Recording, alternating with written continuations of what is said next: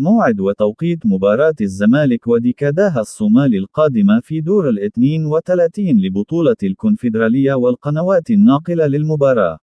وسيلتقي نادي الزمالك مع ديكاداها الصومالي في المباراة القادمة في ذهاب دور الاثنين وثلاثين لبطولة الكونفدرالية يوم السبت المقبل 18 أكتوبر في 6 مساء بتوقيت القاهرة والسعودية وقطر 7 بتوقيت الإمارات على استاد القاهرة الدولي. وستذاع المباراة عبر قناة أون تايم سبورت.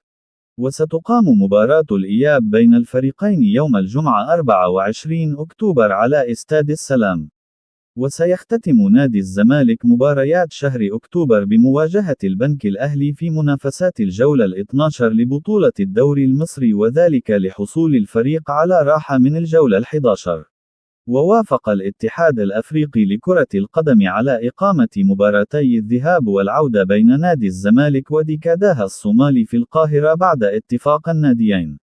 ويسعى نادي الزمالك لتحقيق الفوز في مباراة الذهاب لحسم التأهل لدور ال16 مبكرا وعدم انتظار الحسم في مباراة العودة، حيث حقق نادي الزمالك لقب الكونفدرالية مرتين من قبل، كانت آخرهم عام 2023.